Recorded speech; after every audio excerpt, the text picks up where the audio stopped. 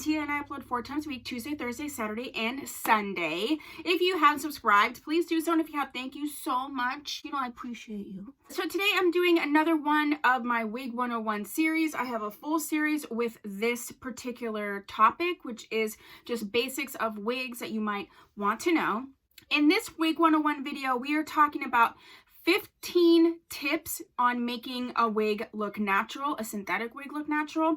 So if that's something you're interested in, you stay tuned and let's just get to it. These are in no particular order. So my tip number 1 is to choose a texture that's closest to your natural hair. If you want it to look natural, you would want to choose a texture that's close to your natural hair. This particular wig is Outray's body wig, and it is sort of this like loose curl, but it's a curly wig.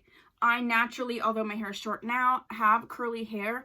So more of a curlier textured wig that has a little grip to it would mimic my own natural hair a little bit better. So that's tip number 1. Tip number 2 is to choose a root color similar to your natural hair. The color of this wig is DR30, which means dark root 30.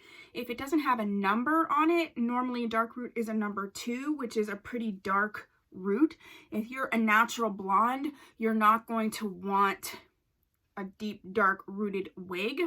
I do have a Wig 101 video on all the different wig color numbers and how to decipher those. Usually you want to get a lighter colored root like a number 4, a 6, or an 8, which is going to be more of your medium to lighter brown tones. That's going to help it look more natural.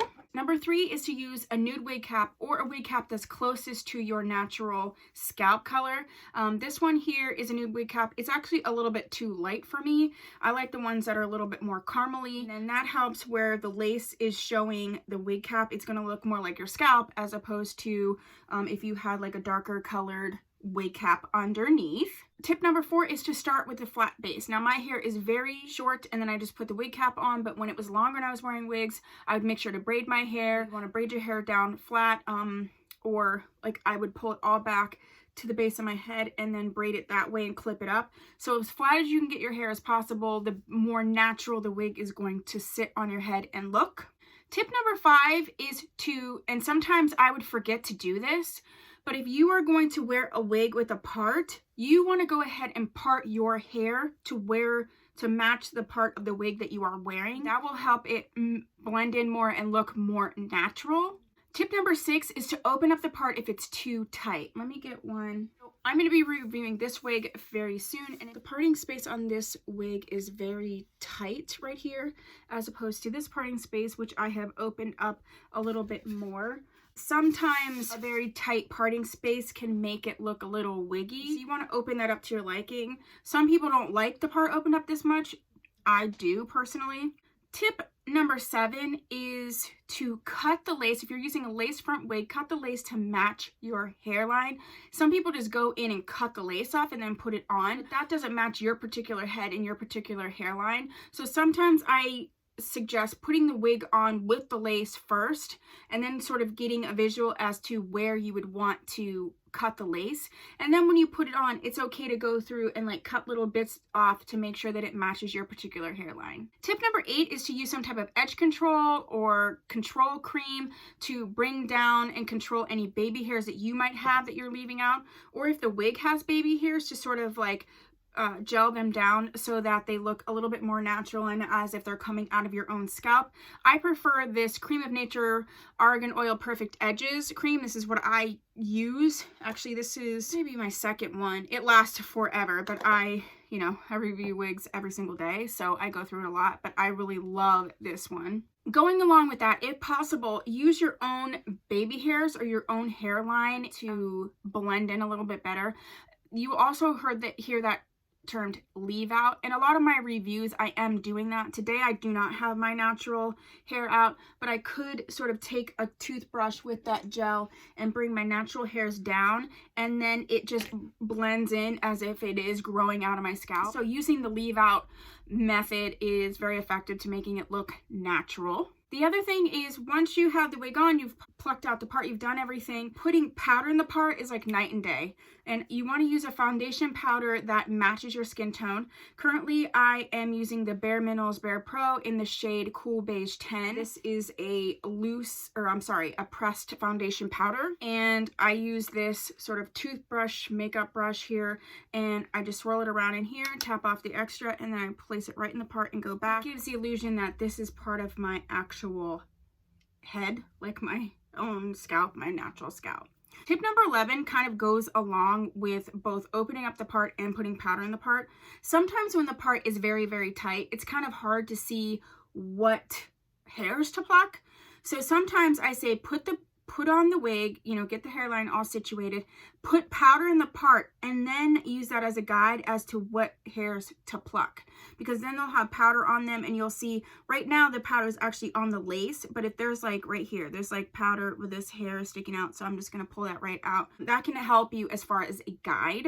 Tip number 12 is if you're not really wanting to use powder in the part, or you don't have powder, or you know, you don't want to use that method, you can use a sort of scalp concealing technique with band-aids, where you would put either those scar strips or band-aid strips, and you'd attach them underneath the wig, underneath the lace parting. Here, just in this wig, this is the lace parting, so you're seeing that coming through. Instead of putting powder there, you can just attach sort of like band-aids or like those scar tissue strips that just go over scars and they look like skin.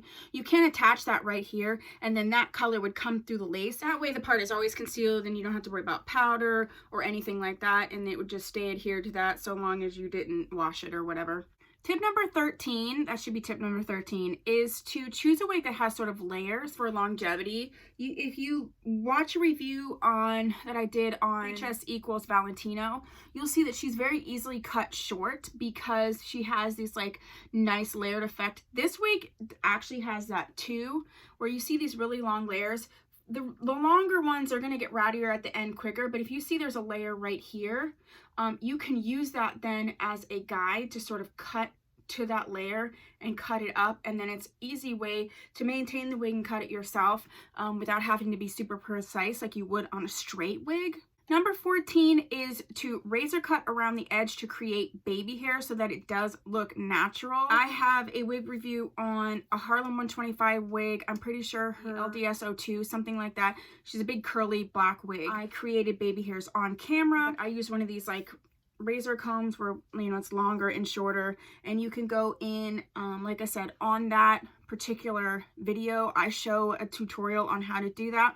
There's also a tutorial on my Instagram, Tia Maria Everyday, on how to create baby hairs, so you might want to go check that out. But having one of these and using these can really help make it look less perfect around the hairline, which, you know, our hairline naturally it just isn't. And then number 15 is to use dry shampoo for a multitude of reasons. I love dry shampoo for wigs. One of the ones I'm loving and using right now is from Pearlescence, and this is in Tropical Coconut. I love coconut smells in terms of for wigs, but I really love this dry shampoo. I scooped these up from TJ Maxx and Ross and Marshall's for $5.99 for this big huge bottle. So dry shampoo can be used for several different things. First of all, if it's a super shiny wig and it has that like wiggy synthetic look, you can use dry shampoo to sort of like dull it up so that it doesn't look as synthetic. Okay, the other thing I like to use dry shampoo for is if I need the wig to have a little more grip.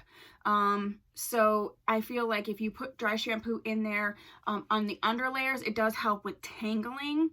And then just in general, I like to use dry shampoo up underneath the wig cap. Like if I've worn it for a couple days and maybe it smells a little sweaty, or, you know, I don't have time to wash it yet, using dry shampoo is just as good as like on your regular hair for absorbing any excess moisture, oils, and also smell.